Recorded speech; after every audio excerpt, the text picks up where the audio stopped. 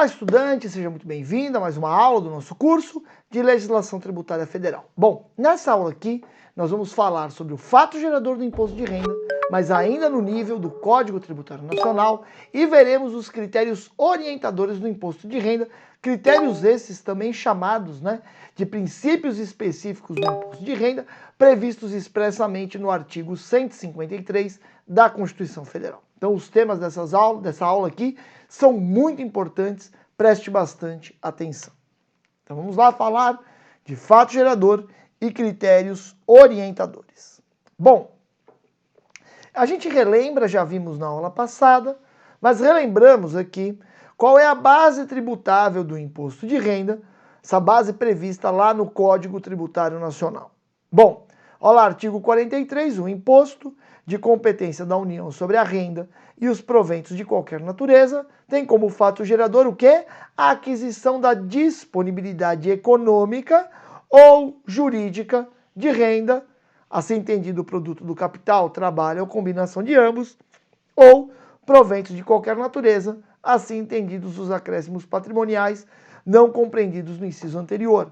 Na aula passada nós estudamos bastante o conceito de renda e proventos de qualquer natureza, vimos a tributação de indenizações e passamos um pouco brevemente sobre o conceito de disponibilidades. Chegou a hora nesta nossa aula aqui de aprofundarmos o estudo de disponibilidade econômica e disponibilidade jurídica, tanto da renda quanto dos proventos de qualquer natureza. Muito bem. Primeiro temos uma visão tradicional, muito difundida e muito importante e útil no âmbito da legislação do imposto de renda, que reside em compreender que disponibilidade econômica e disponibilidade jurídica são dois conjuntos estanques. Ou seja, ou você tem a disponibilidade econômica ou você tem a disponibilidade jurídica, você nunca teria as duas ao mesmo tempo. Veja que o Código Tributário diz que o fato gerador é a disponibilidade econômica ou disponibilidade jurídica, da renda ou proventos de qualquer natureza. Veja que a lei ordinária que vai definir em cada caso concreto qual disponibilidade será tributada, a econômica ou a jurídica. Ambas estão previstas no Código Tributário Nacional. Muito bem, vem aqui comigo. Nesta visão tradicional, se entende que disponibilidade jurídica é ter direito a receber o dinheiro. Então, eu estou aqui dando essa aula para você. Quando eu termino essa aula, eu tenho direito de receber a minha hora-aula. Então, terminada essa aula, eu terei disponibilidade jurídica do meu salário aqui no SERS. No momento em que eu recebo o meu valor, no momento em que a renda se torna disponível para mim e eu posso utilizá-la, se diz que eu passo a ter a disponibilidade econômica. Então, a disponibilidade jurídica, que é ter o direito a receber o dinheiro, se converte em disponibilidade econômica quando a pessoa passa a ter a utilidade, a possibilidade de usufruir o dinheiro que ela tinha direito. Ou seja, disponibilidade econômica é ter o dinheiro no bolso. Disponibilidade jurídica é ter direito a receber o dinheiro. Disponibilidade econômica é ter o dinheiro no bolso. Fazendo um paralelo entre regime de caixa e regime de competência, podemos dizer que essa divisão tradicional das disponibilidades em jurídica e econômica segue o conceito de regime de caixa e regime de competência. Se a disponibilidade econômica é ter o dinheiro no bolso, estou falando de regime de caixa. Se a disponibilidade jurídica é ter direito a receber o dinheiro, estou falando de regime de competência. E é como as pessoas físicas são sempre tributadas no regime de caixa, se diz, as pessoas físicas sempre são tributadas por disponibilidade econômica. Já as pessoas jurídicas são, em regra, tributadas pelo regime de competência.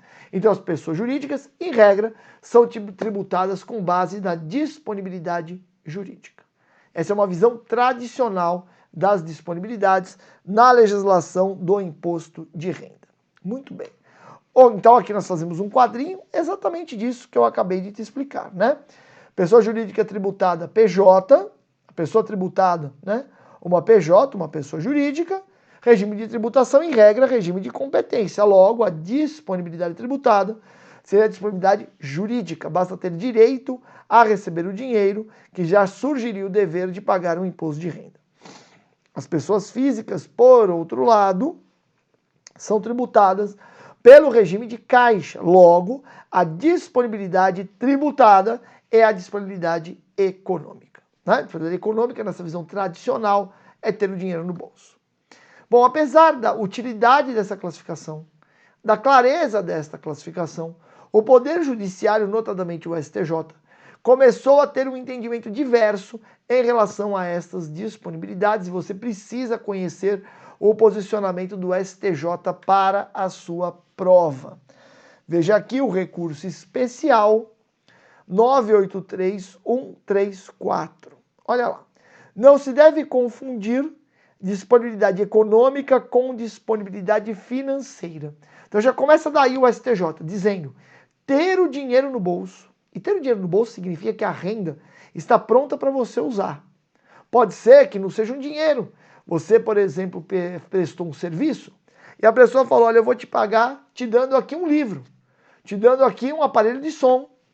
Na hora que você recebe isso, você tem a disponibilidade econômica, porque já está disponível para você. Tranquilo? Beleza. Mas o STJ disse que isso que chamamos de disponibilidade econômica, ter o dinheiro no bolso, na realidade seria mera disponibilidade financeira. Sendo que a disponibilidade financeira sequer foi tratada no Código Tributário Nacional. O CTN somente falou de disponibilidade econômica e disponibilidade jurídica de renda ou proventos de qualquer natureza. Legal? Seguimos aqui, ó. Não se deve confundir, então, disponibilidade econômica com disponibilidade financeira da renda ou dos proventos de qualquer natureza, enquanto esta última, disponibilidade financeira, se refere à imediata utilidade da renda, a segunda, que é a econômica, está atrelada ao simples acréscimo patrimonial, independentemente da existência de recursos financeiros. Veja que diz então o STJ que disponibilidade econômica é acréscimo patrimonial. Mas o Supremo não diz que que acréscimo patrimonial é a base de cálculo do imposto de renda pela Constituição? Então, na visão do STJ, a base de cálculo constitucional do imposto de renda é a disponibilidade econômica, porque ela é o acréscimo patrimonial. Fica meio estranho se entender que é isso mesmo, pois se a disponibilidade econômica pega todos os acréscimos patrimoniais, por que o CTN falaria disponibilidade econômica ou disponibilidade jurídica? Fica meio estranho, mas essa é a teoria do STJ. Seguimos aqui. Não é necessário que a renda se torne efetivamente disponível, disponibilidade financeira, para que se considere ocorrido o fato gerador do imposto de renda, limitando-se a lei a exigir a verificação do acréscimo patrimonial. Então, veja que na visão do STJ, não seria o caso de tratarmos com disponibilidade financeira, ao menos no nível do CTN. Lógico que lei ordinária pode falar que vai tributar só a disponibilidade financeira. Porque tendo a financeira, você tem a econômica e, portanto, o CTN está atendido. Mas você não ficaria atrelado à disponibilidade financeira para fins de tributação. Compreendeu? Eu fiz até aqui um quadrinho, um resumo, para você entender bem qual é a visão do STJ em relação às disponibilidades. Veja que antes trabalhávamos com dois conjuntos estanques.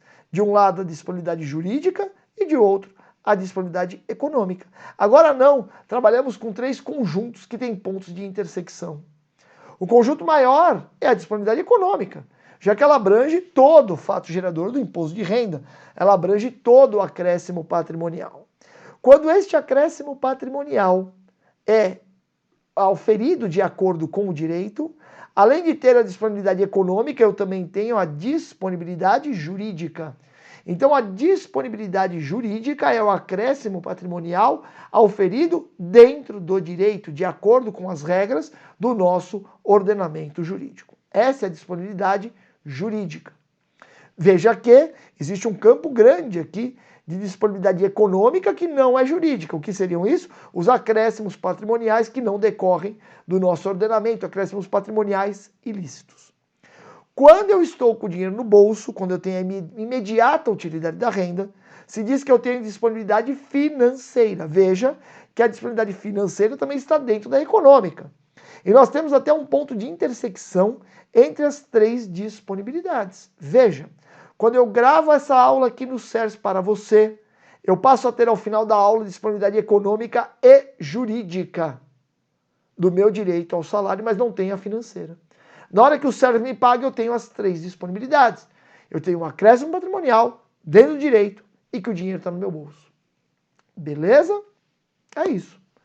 Então, pelo STJ, nós temos essas três disponibilidades com essa conformação. E aí muda a disponibilidade tributada, tanto para a pessoa física quanto para a pessoa jurídica.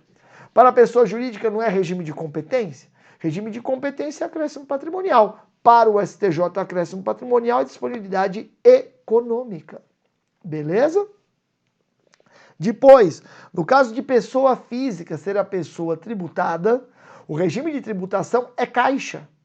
E que nessa visão do STJ é disponibilidade financeira, lembrando, e pode a lei ordinária estabelecer que o fato gerador do imposto de renda ocorrerá com a disponibilidade financeira? A resposta sim.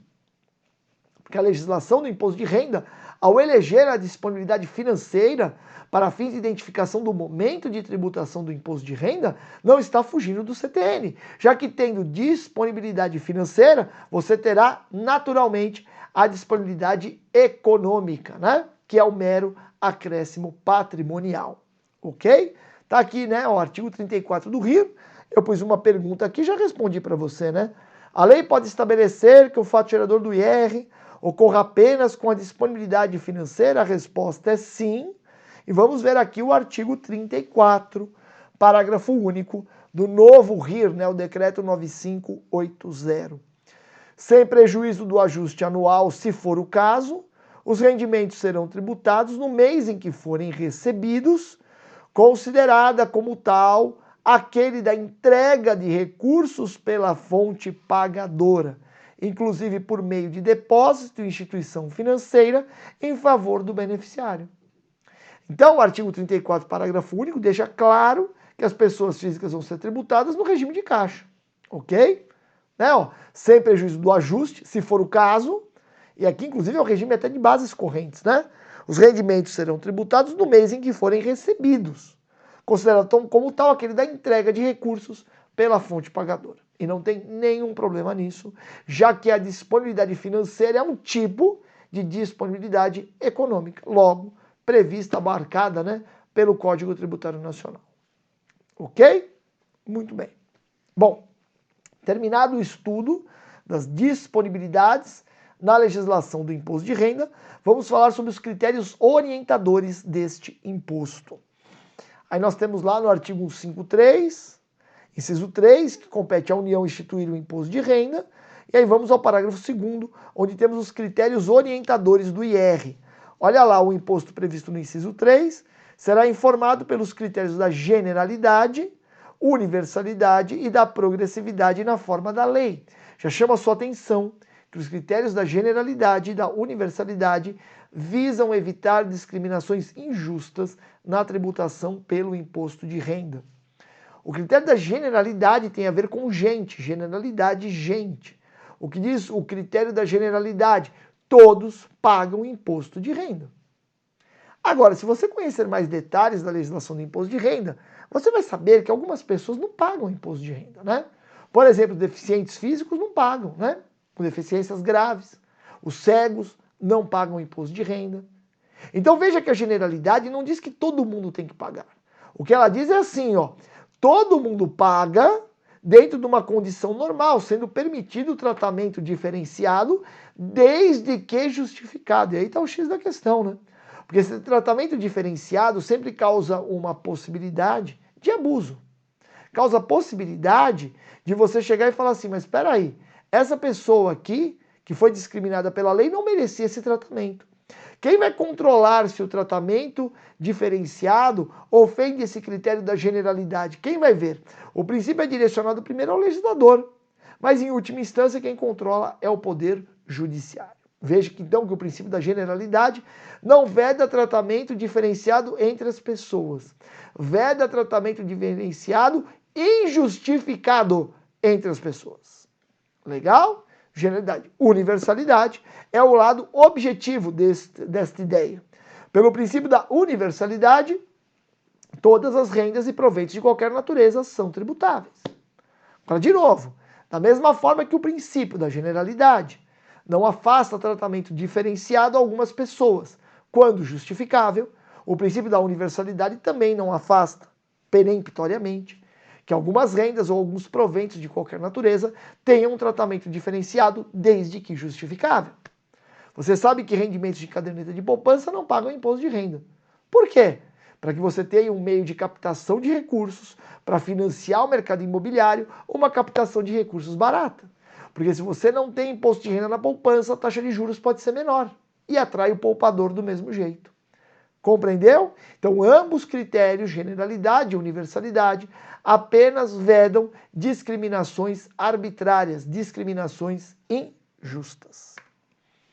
Muito bem, e aí agora que eu já falei isso para você, nós vamos ver mais alguns detalhes desses critérios orientadores também chamados de princípios. Né? O princípio da generalidade você lembra de gente, todas as pessoas se encontram no âmbito de incidência do imposto de renda. É o caráter subjetivo, né, desse princípio. Aí veja, é permitida a concessão de isenções a todos que se encontram em certa situação. Por exemplo, os rendimentos de aposentadoria ou pensão pagos a maiores de 65 anos de idade. Essas pessoas gozam de uma dupla faixa de isenção. A primeira faixa da tabela progressiva, ok? Porque essas pessoas vão ter problema de saúde, pagam um plano de saúde maior, tudo mais, se entende que precisam ter um pouquinho mais de dinheiro. Essa é a ideia da legislação, ok? Veja que o novo regulamento do imposto de renda, em seu artigo 1º, já prestigia este critério orientador, que está na própria Constituição Federal, né? Vamos ver como isso está positivado dentro do regulamento.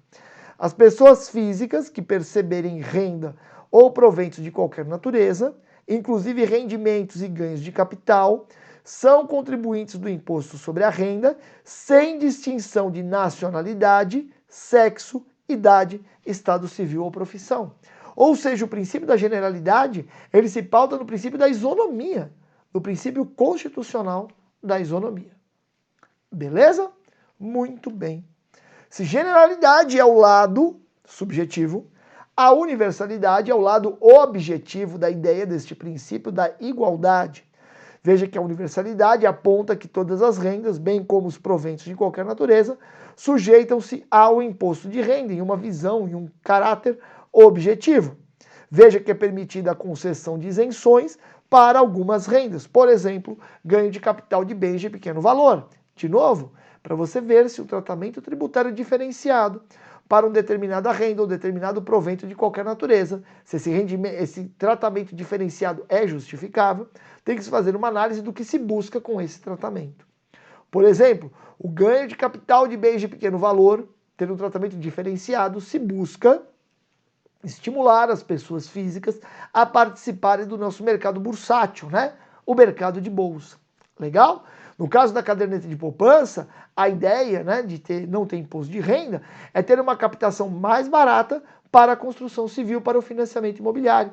Parecem ser fundamentos relevantes para justificar um tratamento diferenciado. E nós conseguimos ver este princípio também no regulamento do imposto de renda. Olha lá o novo regulamento, artigo 33. Constitui em rendimento bruto todo o produto do capital, do trabalho ou da combinação de ambos, olha lá, todo o produto do capital, do trabalho ou da combinação de ambos, os alimentos e as pensões percebidos em dinheiro, apenas em dinheiro, os proventos de qualquer natureza, na realidade, esses alimentos e pensões, naquela dicotomia renda ou proventos de qualquer natureza, estariam dentro de proventos de qualquer natureza, e os acréscimos patrimoniais não correspondentes aos rendimentos declarados, né? Aí nós temos a base, veja, universalidade na veia. Teve acréscimo patrimonial, tem imposto de renda. Legal? Seguimos para mais uma disposição do regulamento. O artigo 34.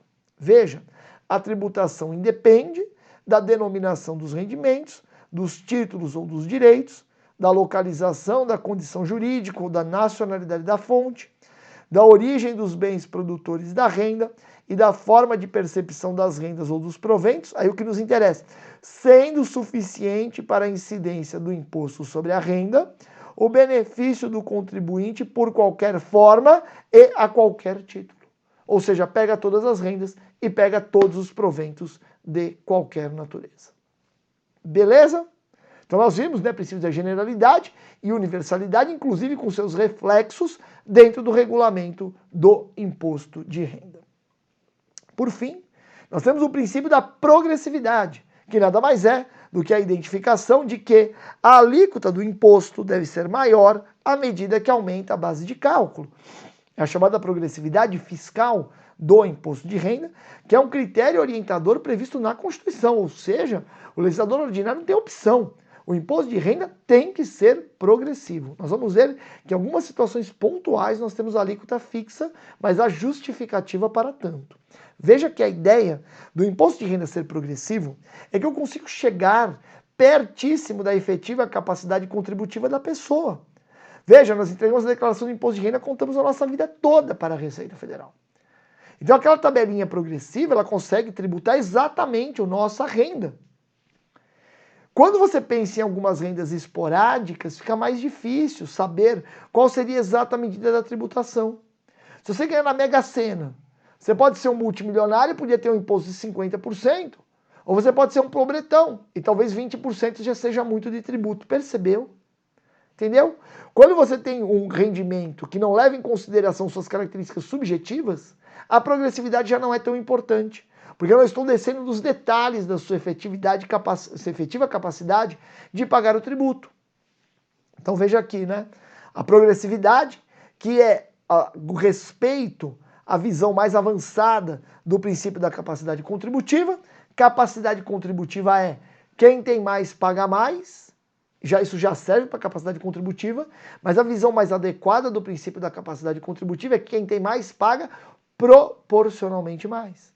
Isso acontece no imposto de renda, já que temos essas alíquotas, né, que vão aumentando, lembrando que a incidência do imposto de renda se dá por faixas, né? Ou seja, todo mundo tem direito a não pagar imposto de renda sobre a primeira faixa. Você ganha R$1 milhão por mês, vai ter direito aí à tabela progressiva anual. Você vai ganhar 12 milhões no ano, sobre 22.847,76, você não vai pagar imposto de renda, porque esse é o seu mínimo vital, é o mínimo para a sua sobrevivência. A partir daí você pega a sua renda, separa em bolinhos e vai tributando, né? O primeiro bolinho é de 22.847,76, não paga nada. O segundo bolinho é 33.919,80 menos 22.847,76. Aí você faz um segundo bolinho. Depois tem o terceiro, se você ganhar mais do que 33.919,81, e assim por diante. Veja que isso faz com que a alíquota efetiva do imposto de renda e o valor do imposto aumente numa proporção muito maior do que o aumento da sua base de cálculo. Veja que, primeiro, eu saio de uma renda de 20 mil, com imposto zero, alíquota efetiva zero. Vou para 40 mil, tenho imposto de renda devido de 1.742,43, uma alíquota efetiva do imposto de renda de 4,35. Como você calcula a alíquota efetiva? Pega o imposto devido e divide pela sua renda. Você vai ver quantos por cento da sua renda você está pagando de imposto de renda. Se você dobra essa renda e vai de 40 para 80 mil, veja que o seu imposto aumenta em 6,6 vezes. Então dobrou a sua renda, mas seu imposto não apenas dobrou, seu imposto aumentou 6,6 vezes. Percebeu a progressividade? A alíquota efetiva vai aumentando muito, né? E o valor do imposto de renda vai aumentando mais que proporcionalmente ao aumento da base de cálculo. Veja que você sai aqui de R$ 1.742,43 para R$ 11.567,68. Beleza? Aí você viu claramente o princípio da progressividade. Como eu já te disse, o imposto de renda pode, excepcionalmente, não ter alíquotas progressivas, em que se tributa uma capacidade contributiva de forma objetiva, com uma alíquota única. É possível isso? Até é. em situações pontuais, quando não se desce aos detalhes da sua efetiva capacidade contributiva. Veja que a tributação do salário é pela tabela progressiva, já que eu consigo descer aos detalhes da sua vida. Eu trabalho na Receita e ganho a mesma coisa que um monte de gente, mas cada um de nós tem o seu imposto de renda. Tem gente que tem filho, tem gente que não tem gente que estuda, gente que não tem, gente que tem plano de saúde, gente que não tem. Cada um gasta uma determinada coisa. Tem gente que paga pensão alimentícia, outros não pagam. Então tem uma miríade de possibilidades que se desse ao detalhe, ao detalhe. Agora, se lá na Receita a gente fizer um bolão e ganharmos na loteria, o imposto de renda vai ser igual para todo mundo. Entendeu? Porque não entra no detalhe da capacidade contributiva. Logo, para essas situações em que se tributa uma capacidade contributiva objetiva, não há problema que a alíquota do imposto de renda seja uma alíquota fixa. Bom, vamos fazer aqui uma questão da ESAF, Auditor da Receita 2009. Analise os itens a seguir, classificando-os como verdadeiros ou falsos. Em seguida, escolha a opção adequada às suas respostas. Primeira assertiva, de acordo com a Constituição Federal, o imposto sobre a renda e proventos de qualquer natureza será informado pela generalidade, universalidade e progressividade na forma da lei. Pode-se afirmar que o critério da progressividade decorre dos princípios da igualdade e da capacidade contributiva, na medida em que contribuintes com maiores rendimentos sejam tributados de modo mais gravoso do que aqueles com menores rendimentos. Exatamente esta a definição do princípio da progressividade. Legal? Ele é fundado nos princípios da igualdade, tributar igual quem é igual e diferente quem é diferente, e da capacidade contributiva na sua visão mais plena, dizendo que quem tem mais tem que pagar proporcionalmente mais, e quem tem menos tem que pagar proporcionalmente menos, ou talvez nem pagar nada. Bom, segunda assertiva, a Constituição estabelece expressamente que o imposto sobre a renda será progressivo, sendo inconstitucional lei que não obedeça a tal princípio. Veja, se você pegar a Constituição nua e crua, o princípio da progressividade não comporta exceções. E esta foi a resposta da ESAF. Ok? Veja, temos casos de alíquota fixa, como eu já te mostrei. Mas a ESAF foi numa interpretação literal da Constituição, e a Constituição diz assim: o imposto de renda será orientado pelos critérios da generalidade, universalidade e progressividade. E não afasta a progressividade para nenhuma situação. Então, teoricamente, teríamos uma inconstitucionalidade. Não é essa visão que nós temos hoje do Supremo, mas é uma leitura possível da Constituição Federal. Terceira assertiva, o princípio da capacidade contributiva não possui significado muito importante para o IR. Essa você não pode errar, né? A capacidade contributiva é o cerne do IR. Lembre-se do artigo 145, parágrafo 1º da Constituição Federal.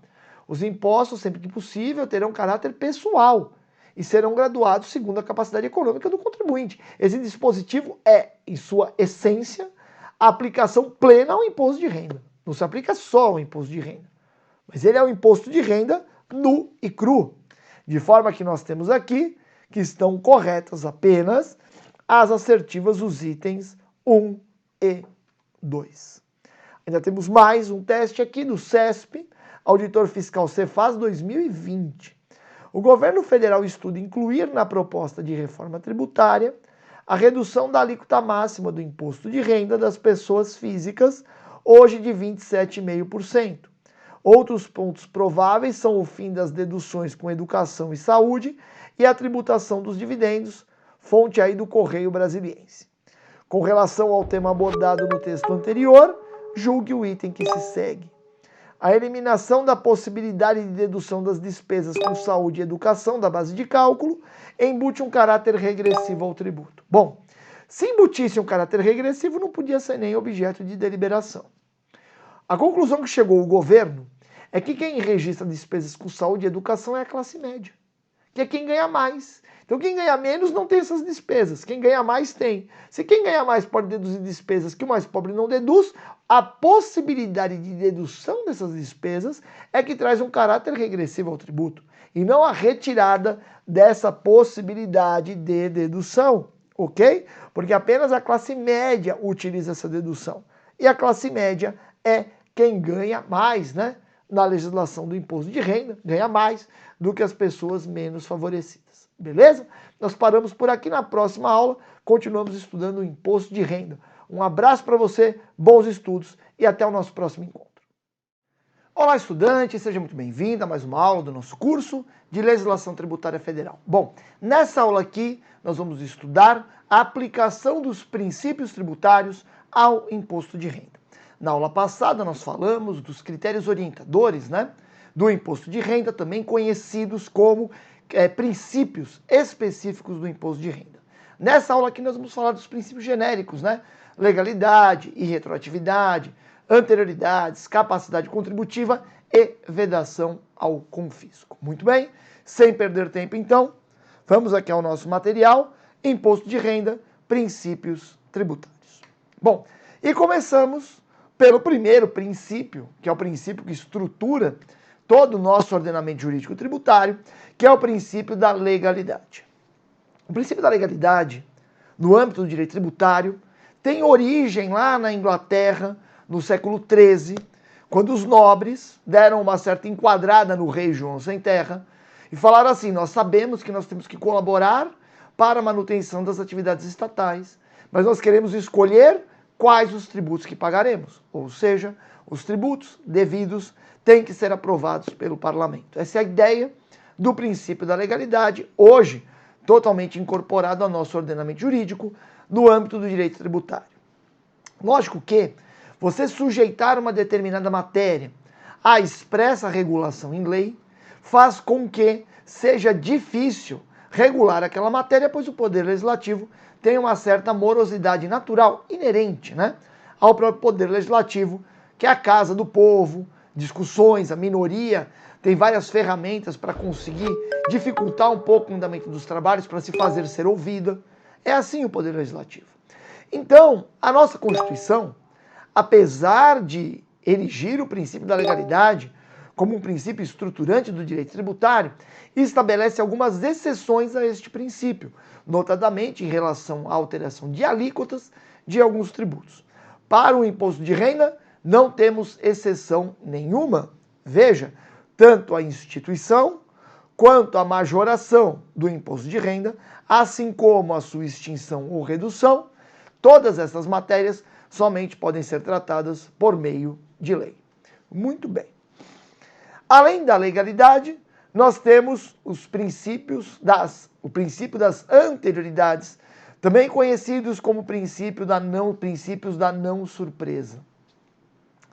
O princípio da anterioridade, a ideia da anterioridade, é que a majoração da carga tributária não produz efeitos de imediato, pois as pessoas precisam reorganizar as suas atividades em função da nova tributação. Essa é a ideia do princípio da anterioridade. Na Constituição Federal de 1988, temos duas anterioridades previstas. Anterioridade anual e anterioridade mínima, noventena, né? Duas anterioridades, uma anual, outra de 90 dias. Anterioridade anual para todos os tributos, menos contribuições da Seguridade Social, noventena só para as contribuições da Seguridade. Parece, né, quando você pensa anterioridade anual, é mais do que anterioridade da noventena, anterioridade mínima, porque um ano é mais do que 90 dias. Mas na prática, se verificou que muitas vezes a anterioridade mínima, a noventena, dava mais garantias aos cidadãos do que a anterioridade anual. Por quê? Sabendo que a majoração do imposto somente produziria efeitos no ano seguinte, virou praxe no nosso país que o aumento de tributos fosse feito bem perto do finzinho do ano, já que fazer o aumento no meio do ano não produzia efeito nenhum. Ao fazer o aumento do imposto lá no finzinho do ano, essa garantia de um ano se transformava em poucos dias. Houve caso, inclusive em relação ao imposto de renda, que a majoração do imposto foi feita em 31 de dezembro. E no dia 1º de janeiro já estava valendo. Então vejam que a anterioridade anual, que parece mais do que uma anterioridade de 90 dias, às vezes era menos. 90 dias é assim, a majoração do tributo ou a sua criação somente produz efeitos depois de 90 dias. Como não se atrela a um ano civil, 90 dias é sempre 90 dias. A emenda constitucional número 32 ampliou a anterioridade mínima para todos os tributos, estendeu a anterioridade dos 90 dias, que antes era apenas para as contribuições da Seguridade Social, e estendeu essa anterioridade para todos os tributos. No bojo das negociações dessa extensão da anterioridade mínima para todos os tributos, se discutiu a aplicação dessa anterioridade ao imposto de renda. Na época, isso foi em 2001, o governo federal trabalhava da seguinte forma com o imposto de renda. Todo ano, a Receita Federal ia fiscalizando os contribuintes, ia identificando brechas que os contribuintes encontraram na legislação para escapar do imposto de renda. Perto do finzinho do ano, o presidente da República fazia uma medida provisória e fechava as brechas que a fiscalização tributária tinha identificado na legislação do imposto de renda. Essa medida provisória, que tinha que ser convertida em lei dentro do mesmo ano, era feita perto do fim do ano. Então, de fato, para o imposto de renda, essa estratégia do fisco de ficar um ano todo coletando informações e fechar as brechas encontradas pelo contribuinte no finzinho do ano, era incompatível com a aplicação do princípio da anterioridade nonagesimal da noventena. Portanto, nas negociações no Congresso Nacional, o imposto de renda não foi alcançado por essa extensão da anterioridade mínima, noventena, para todos os tributos. Veja, a instituição e majoração do IR, ambas, se sujeitam à anterioridade anual, mas não se submetem à anterioridade mínima à noventena. Veja que os princípios tributários são direitos e garantias individuais. Nós queremos ter garantia contra o poder tributário do Estado, quando a nossa situação piora. Quando a nossa situação piora em termos de tributação? Quando a tributação é majorada. Então, os princípios, tanto da legalidade quanto das anterioridades, se referem à instituição ou majoração de tributos. De forma que, no caso em que haja redução do imposto de renda, não há que se falar em anterioridade. Se o legislador quiser reduzir o imposto de renda e que tal redução tenha efeito imediato, o legislador pode fazer isso tranquilamente. Legal? Muito bem. Bom, um terceiro princípio, já que nós estudamos as anterioridades juntas, né? É o princípio da irretroatividade. E aí, em relação ao imposto de renda, nós temos algumas nuances, eu vou trazer aqui para mim, depois a gente volta para o nosso slide. O princípio da irretroatividade, no âmbito do direito tributário, é um princípio muito importante, verdadeiro reforço da legalidade. O que diz o princípio da irretroatividade? Esse princípio diz que a criação ou majoração do tributo produz efeitos apenas para o futuro. Então veja, nós temos a garantia da legalidade. Somente teremos que pagar o tributo que a lei manda. Mas não é qualquer lei, é a lei vigente quando ocorreu o fato gerador, porque a lei futura não pode alcançar fatos pretéritos. Legal? A irretroatividade, então, é um reforço ao princípio da estrita legalidade no direito tributário. Bom, seria necessário termos um princípio da irretroatividade expresso no âmbito do direito tributário? Não haveria na Constituição Federal uma vedação geral à aplicação retroativa da lei? A resposta a essas perguntas é negativa. Você não tem na Constituição Federal uma vedação expressa à retroatividade das leis. O que nós temos é apenas duas disposições que tratam de retroatividade. Na Constituição, primeiro, a lei penal não retroagirá, salvo para beneficiar o réu. Segundo, a lei não prejudicará o direito adquirido, o ato jurídico perfeito e a coisa julgada. Apenas essas retroatividades estão vedadas pela Constituição Federal de 1988. Legal? Então não existe vedação absoluta à retroatividade da lei no âmbito do direito tributário brasileiro. Por isso foi necessário, no âmbito do direito tributário, né, no direito constitucional, nós temos essas vedações da lei penal e a lei não prejudicará o direito adquirido, ato jurídico perfeito e coisa julgada, apenas.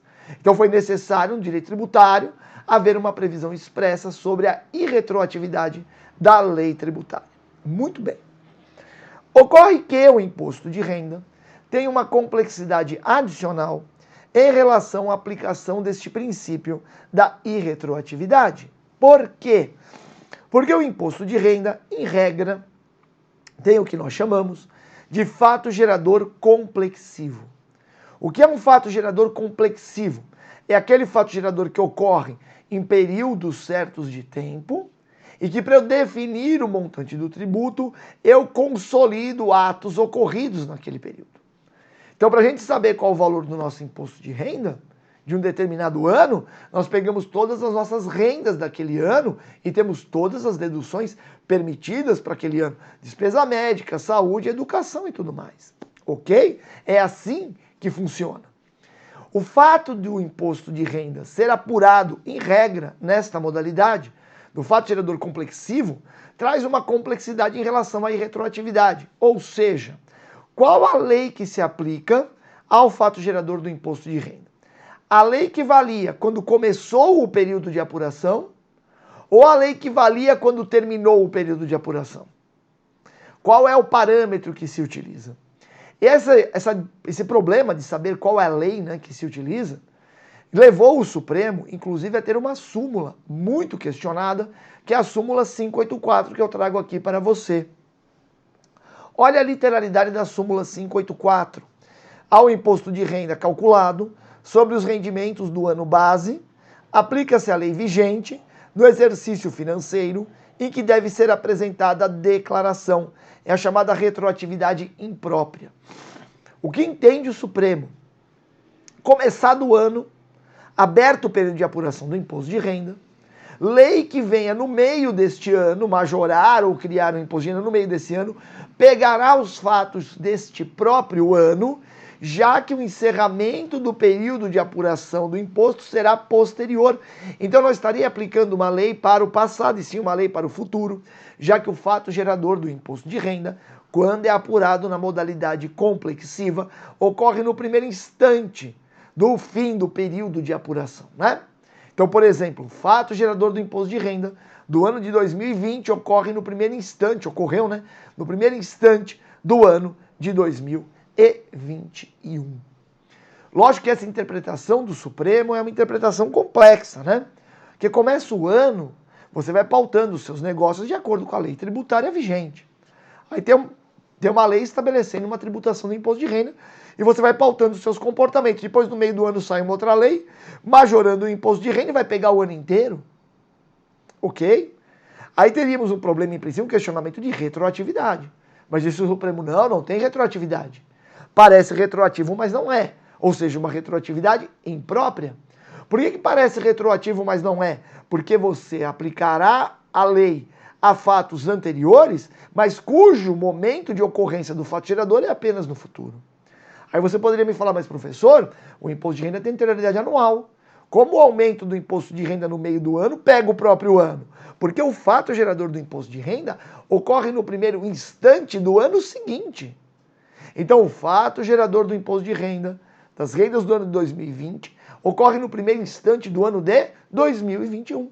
Então eu estaria aplicando uma lei de 2020 a um fato ocorrido em 2021. Se você olhar apenas numa estreita lógica, o Supremo Tribunal Federal tem a sua razão. Só que isso traz consequências muito deletérias a ponto de o próprio Superior Tribunal de Justiça não aceitar essa súmula do Supremo em seus julgados. Inclusive a ESAF, né, que era a banca das provas da Receita Federal, já chegou a formular questões não aceitando a súmula 584. Essa súmula hoje é muito questionada, essa súmula acabará sendo revista, mas por hora continua firme e forte. Inclusive firme e forte porque houve um julgamento recente do Supremo em que se discutiu derrubar essa súmula e os ministros não concordaram com tal derrubada. Veja aqui um exemplo prático da aplicação da súmula 584. Veja, nós temos lá, antes do início do ano de 2018, uma lei estabelecendo a alíquota do imposto de renda de 15%. Aí começa o ano de 2018 e a pessoa física aí vai recebendo seus salários, contando com uma tributação de 15%. Pertinho lá do final do ano, vem uma lei B que majora a alíquota deste imposto de renda para 35%. E aí a pergunta é, sobre as rendas de 2018, qual é a alíquota do imposto de renda? A alíquota será 15%, que era da lei que tinha vigência no início do ano de 2018, ou a lei que majorou para 35% será aplicada, já que o fato gerador do imposto de renda, por ser complexivo, ocorre apenas no primeiro instante do ano de 2019. E aqui nós temos a divergência de posições. Veja, pelo Supremo Tribunal Federal, a alíquota aqui do imposto de renda é 35%. Por quê? Porque a majoração do imposto de renda no decorrer do ano pega as rendas do próprio ano. Já para o STJ e a ESAF, a alíquota é de 15%. Veja que aplicar 35% para as rendas do ano inteiro é um pouquinho problemático, já que o contribuinte, aqui a pessoa física, pautou seus atos até a ocorrência da Lei B, considerando que o imposto de renda seria só 15%. Então, realizou as suas operações econômicas contando com 15%. Legal? Agora veja um ponto importante. O STF recentemente não aplicou a súmula 584 quando a majoração do imposto de renda no decorrer do ano se referia à retirada de benefício fiscal do IR nas exportações. Ou seja, entendeu o Supremo Tribunal Federal que a retirada de um benefício fiscal do imposto de renda no decorrer do ano, quando esse benefício fiscal do imposto de renda foi concedido com finalidade extrafiscal, que essa retirada do benefício no decorrer do ano somente valia para o ano seguinte. Disse o Supremo que no caso aí do particular que foi analisado, que era um benefício fiscal no imposto de renda incidente sobre o lucro das exportações, que ao ocorrer cada operação de exportação, o contribuinte já ia usufruindo da vantagem. Não é tecnicamente muito correto, já que esse benefício fiscal era só no final do período de apuração, mas enfim, o Supremo não aplica a súmula 584 quando ocorre a majoração da carga tributária do imposto de renda no decorrer do ano, em decorrência da retirada de um benefício fiscal concedido com finalidade extrafiscal. Vamos ver aqui um trechinho, dessa decisão aqui muito relevante do Supremo.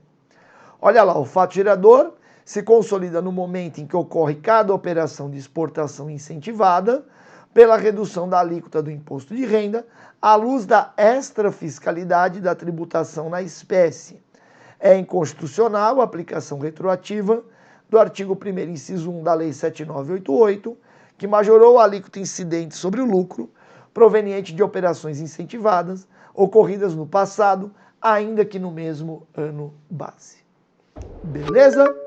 Então, súmula 584, o Supremo continua aplicando a majoração da carga tributária do imposto de renda durante o ano, pega o ano inteiro, exceto se essa majoração decorrer da revogação de um benefício fiscal concedido com finalidade extrafiscal. Aí, nesse caso, valerá só para o ano seguinte. Veja aqui um exemplo, igualzinho aquele exemplo que nós vimos, só que agora a majoração da carga tributária ocorre por meio da revogação de uma isenção concedida com finalidade extrafiscal.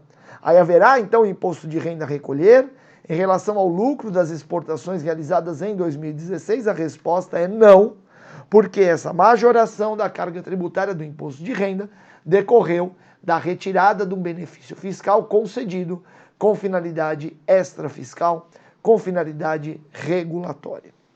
Aí, então, trago aqui para vocês um quadrinho resumo desses princípios que nós estudamos. Princípio da legalidade, totalmente aplicável ao imposto de renda. Os princípio da irretroatividade e anterioridade anual, aplicável ao imposto de renda, mas temos que lembrar das disposições da súmula STF 584 e o princípio da anterioridade mínima não é aplicável. Beleza? Vamos continuar estudando mais alguns princípios na legislação do imposto de renda. Vamos ver o princípio da capacidade contributiva. Princípio este previsto no parágrafo 1º do artigo 145 da Constituição Federal. Olha lá, sempre que possível, os impostos terão caráter pessoal e serão graduados segundo a capacidade econômica do contribuinte. Esse princípio da capacidade contributiva é um princípio plenamente aplicável ao imposto de renda. Parece até que ele foi feito para o imposto de renda, porque veja, sempre que possível, os impostos terão caráter pessoal. O que é um imposto de caráter pessoal? É um imposto levar em consideração a sua efetiva capacidade. Ou seja, levar em conta os detalhes da sua efetiva situação econômica. Isto é o princípio da capacidade contributiva. E o imposto de renda é o tributo em nosso ordenamento jurídico que mais leva em conta detalhes da efetiva situação financeira do contribuinte. Tanto que eu sempre falo lá na Receita Federal, eu ganho a mesma coisa que um monte de gente. Mas cada um de nós tem o seu imposto de renda. Legal? Alguns vão ter pensão alimentícia, outros não têm, uns têm filho, outros não têm, plano de saúde, despesa com educação, ok? Aplicações financeiras, cada um tem o seu imposto de renda. Então esse princípio, ele é plenamente aplicável ao imposto de renda, que é o imposto que nós temos em nosso ordenamento de caráter pessoal por natureza. Então esse princípio se aplica plenamente ao imposto de renda. E veja que, continuando aqui na redação do parágrafo 1º do artigo 145, a gente vê o fundamento constitucional para que o fisco determine o dever de entregarmos declaração de imposto de renda. Olha lá, facultado à administração tributária, especialmente para conferir efetividade a esses objetivos, identificar, respeitados os direitos individuais e nos termos da lei, o patrimônio, os rendimentos e as atividades econômicas do contribuinte. Beleza? Esse princípio é plenamente aplicável ao imposto de renda. Muito bem. Decorre deste princípio da capacidade contributiva o princípio da vedação à instituição de tributo com efeito de confisco. Já que eu tenho que tributar as pessoas de acordo com a sua efetiva capacidade econômica, eu não posso exceder a tributação. Esta é a ideia, né, do princípio da vedação à instituição de tributo com efeito de confisco. Então veja que é uma decorrência do princípio da capacidade contributiva, logo como este princípio se aplica integralmente ao imposto de renda, capacidade contributiva, a vedação ao confisco também. O que se veda aqui é uma tributação excessiva. Não existe na Constituição Federal parâmetro objetivo para entendermos o que realmente caracterizaria uma tributação confiscatória. Não existe uma alíquota estabelecida na Constituição. E isto é de propósito. Por quê? A tributação será excessiva quando ela entrar na sua riqueza de forma demasiada, a ponto de você ser privado de uma existência digna. Veja então que a tributação será excessiva, fazendo sempre uma ponderação entre o recurso financeiro que você entrega ao Estado e o que o Estado te dá em troca. Se a gente morasse na Suécia, por exemplo, de repente o imposto de renda com alíquota de 50% não fosse confiscatório. Aqui no Brasil, a alíquota de 50% certamente seria confisco, pois no Estado não nos dá tanto como a Suécia dá aos seus cidadãos. Legal? E isso é uma coisa dinâmica, porque o Estado vai mudando, a sociedade vai mudando, então por isso que a Constituição Federal não tem um patamar objetivo que caracterize, né, a efetiva ocorrência de confisco em âmbito tributário.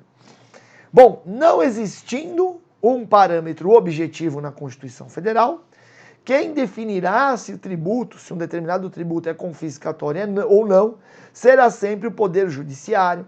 E nós temos um exemplo aqui muito importante que envolve o imposto de renda, em que foi reconhecido o caráter confiscatório da tributação.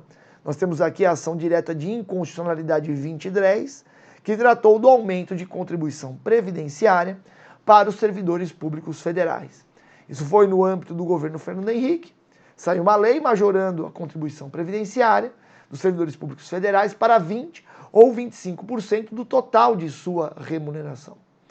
Ao vir essa majoração da contribuição previdenciária, os servidores públicos se organizaram e conseguiram que uma entidade, eu não lembro qual foi, patrocinasse uma ação direta de inconstitucionalidade perante o Supremo.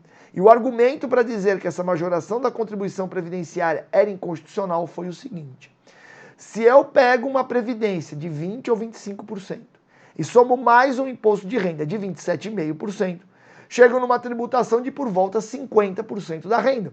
Esse patamar de tributação é um patamar excessivo. Veja que o Supremo, por sua jurisprudência, entende que você pode provar o caráter confiscatório de um tributo falando apenas de um tributo especificamente, ou juntando outros tributos que você paga para o mesmo ente político. Por isso que os servidores públicos puderam, federais, somar, né, a contribuição previdenciária que vai para a União com o imposto de renda que também vai para a União, para demonstrar o caráter confiscatório do tributo. E o Supremo Tribunal Federal concordou com os servidores públicos. Olha lá, a tributação confiscatória é vedada pela Constituição Federal. Aí temos lá a proibição constitucional do confisco em matéria tributária. Nada mais representa senão a interdição pela Carta Política de qualquer pretensão governamental que possa conduzir no campo da fiscalidade à injusta apropriação estatal, no todo ou em parte, do patrimônio ou dos rendimentos dos contribuintes, comprometendo-lhes pela insuportabilidade da carga tributária. Veja que eu grifei aí para você quais são os aspectos mais importantes aí para se caracterizar o confisco, o exercício do direito a uma existência digna, ou a prática de atividade profissional lícita, ou ainda a regular satisfação de suas necessidades vitais, educação, saúde e habitação, por exemplo. Aí vamos lá, parâmetros do Supremo. Veja que a ação era de contribuição previdenciária, mas acabou entrando no bojo também o imposto de renda. Olha lá, a identificação do efeito confiscatório deve ser feita em função da totalidade da carga tributária, mediante verificação da capacidade de que dispõe o contribuinte, considerado o montante de sua riqueza, renda e capital, para suportar e sofrer a incidência de todos os tributos que ele deverá pagar, dentro de determinado período, a mesma pessoa política que os houver instituído, no caso, a União Federal, condicionando-se ainda a aferição do grau de insuportabilidade econômico-financeira, a observância pelo legislador de padrões de razoabilidade destinados a neutralizar excessos de ordem fiscal, eventualmente praticados pelo poder público. Legal? Beleza? Então, a característica, se apurar se o imposto de renda é confiscatório ou não, eu tenho que utilizar esses parâmetros, a insuportabilidade, se aquela tributação impede o exercício de uma atividade ilícita, de uma existência digna, ok? E aí temos esse caso concreto, que foi julgado, né, como confisco, a majoração da alíquota da contribuição previdenciária dos servidores públicos federais por conta da incidência desta contribuição previdenciária e mais o imposto de renda levar a uma tributação excessiva. Olha lá a conclusão da ADI 2010, resulta configurado o caráter confiscatório de determinado tributo, sempre que o efeito cumulativo, resultante das múltiplas incidências tributárias estabelecidas pela mesma entidade estatal, afetar substancialmente, de maneira irrazoável, o patrimônio e ou os rendimentos do contribuinte. Beleza? Terminamos assim os princípios tributários aplicáveis ao imposto de renda e vamos fazer uma questão aqui sobre isso, VUNESP, questão para juiz de direito, né, juiz estadual 2019. Vamos lá. Fulano de tal e Beltrano da Silva assinam um contrato de compra e venda no valor de R$200 mil de uma camiseta autografada pelo jogador de futebol Maradona, adquirida por Beltrano originalmente por R$1.000, sujeitando seus efeitos ao time do coração de fulano sagrar-se campeão em campeonato, cujos jogos ocorrerão todos em janeiro do ano de 2020. Suponha que a alíquota do imposto de renda sobre ganhos de capital seja aumentada de 15% para 25% em 31 de novembro de 2019. Então, a majoração é ainda no ano de 2019. Lembrando aqui, né, que esse contrato aqui foi celebrado, né, entre fulano e ciclano, né, foi celebrado aqui condicionando seus efeitos a jogos que ocorrerão em 2020. Bom, considerando essa situação descrita e o previsto no CTN, é correto afirmar com relação à eventual tributação sobre o ganho de capital, na alienação da camiseta, que o fato gerador do imposto, quando vai acontecer o fato gerador do imposto nessa situação? Veja, foi celebrado um contrato de compra e venda, mas com efeitos suspensos, já que dependem da ocorrência de um evento futuro incerto. Enquanto não ocorre esse evento futuro incerto, não surge o dever de pagar o tributo. Logo, estamos perante um negócio jurídico sujeito à condição suspensiva. O que diz o Código Tributário Nacional quando temos um negócio jurídico sujeito à condição suspensiva? Diz o Supremo Tribunal Federal, diz o Código Tributário Nacional, que quando um negócio jurídico está sob condição suspensiva, que o fato gerador ocorrerá do tributo apenas quando do implemento da condição.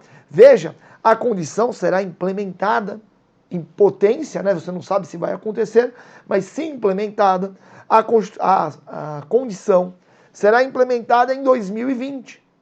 Então, o fato gerador ocorrerá em 2020. Já que o fato gerador ocorre em 2020, a majoração da carga tributária em 2019 alcança este fato gerador, mesmo que o contrato tenha sido celebrado em 2019. Não importa quando foi celebrado o contrato, já que o contrato condicionava os seus efeitos a um evento futuro incerto que ocorreu apenas em 2020. Apenas em 2020 é que temos o fato gerador, logo a alíquota correta aqui do imposto de renda é de 25%. Vamos ver as alternativas. Ocorrerá no momento de eventual sucesso do time. Perfeito. Sendo então devido imposto de renda sob a alíquota de 15%? Não, ó. Por se tratar um imposto de renda de imposto sujeito à anterioridade nonagesimal? Não. Imposto de renda não tem anterioridade nonagesimal, só tem anterioridade anual. Alternativa B. Ocorrerá no momento de eventual sucesso do time no referido campeonato. Perfeito. Sendo então devido o imposto sob a alíquota de 15%, por se tratar de alíquota vigente no momento da assinatura do contrato? Não. O momento da assinatura do contrato é irrelevante, pois o fato gerador ocorrerá apenas quando do implemento da condição. Alternativa C. Ocorreu no momento da assinatura do contrato, você já corta, né? Sendo porém a devida complementação do imposto sob a alíquota de 10%, por se tratar da alíquota vigente no momento do implemento da condição? Não. O fato gerador ocorre quando do implemento da condição. Olha a alternativa D. Ocorreu no momento da assinatura do contrato de compra e venda? Não, sendo imposto devido à alíquota de 15%. Por se tratar de alíquota vigente neste momento? Errado. Por fim, ocorrerá no momento de eventual sucesso do time, no referido campeonato, sendo então devido o imposto sob a alíquota de 25%, por se tratar da alíquota vigente no momento da sua ocorrência. Esta aqui é a nossa resposta. Bom, espero que você tenha aproveitado bastante essa aula aqui. Um abraço para você, bons estudos e até o nosso próximo encontro.